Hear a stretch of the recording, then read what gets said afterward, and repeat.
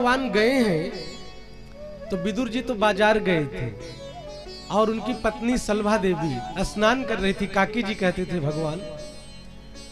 और जैसे ही द्वारिकाधीश ने आवाज लगाई, काकी जी बड़ी जोर भूख लगी। केवल भगवान के शब्द उनके कान में गए। स्नान कर रही थी, स्नान की सुध बुध खो गई। किवाड़ को खोला है और भगवान ने देखा कि काकी जी स्नान करते हुए चली आई, अपना पीतांबर से शरीर ढक दिया। ये भाव।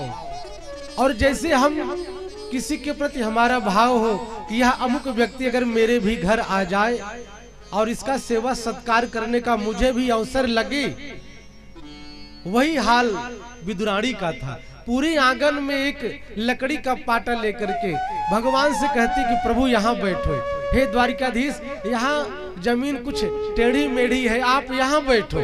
पूरे आंगन में उस लकड़ी के पीढ़े को लेकर के घूमती है और भगवान को बिठाला है। भगवान ने कहा कि काकी जी भूख बहुत लगी है। तो देखा घर में कुछ खाने के लिए था नहीं, आंगन में एक केले का वृक्ष लगा हुआ था। तो सुखदेव जी कहते हैं केले के वृक्ष से केले का फल तोड़ा और भगवान को इस तरीके से निर्निमेष नयनों से निहार रही हैं। उनका ध्यान भगवान में ऐसा आकृष्ट हुआ, इस प्रकार से चितचोर ने उनके मन को चुरा लिया कि भूल गई, सुध बुध न रही। और केला छिलती, उसका छिलका भगवान को देती और केले के फल को आंगन में बिखेर देती। केवल भगवान को देखे ही जा रही है। और सुखदेव जी कहते हैं भगवान की करुणा छिलके ही पा रहे हैं कि भक्त के भाव में भगवान भी ऐसे खो गए, कितने छिलके खा गए। विदुर जी आए और कहते हैं सुनती हो, आज भगवान ने कहा था मेरे घर आने के लिए। कहा कि भगवान आके बैठे हैं। विदुर जी आए, आंगन में देखा सारे केले के फल बिखरे पड़े। कहा कि मूढ़मती तू इतनी पागल है कि भगवान द्वारिकाधीश हमारे घर आए, तूने केले के छिलके पवा दे। बहुत डांटने लगी। तो सुखदेव जी कहते यहां पर भगवान ने रोका, कहा कि काका जी आप व्यर्थ डांट रहे हैं।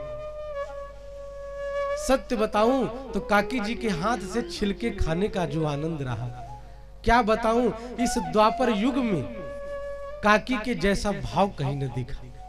मैं तो तृप्त हो गया। तो भगवान हमारे सुंदर पदार्थ व्यंजन के भूखे नहीं, किसके भूखे? भगवान कहते हैं कि भाव का भूखा हूं मैं, भाव ही एक सार है। भाव से भजता जो प्राणी, भाव से बेड़ा पार है। शास्त्र में कहा भावो ही विद्यते देवा तस्मात् भावो ही कारणम।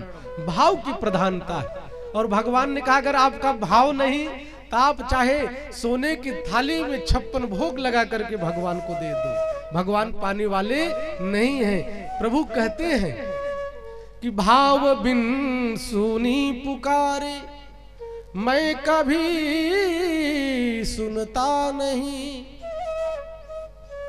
भाव से एक पुष्प दे दो, वो मुझे स्वीकार है। भगवान तो केवल भाव के भूखे हैं। हमारा भाव निर्मल हो।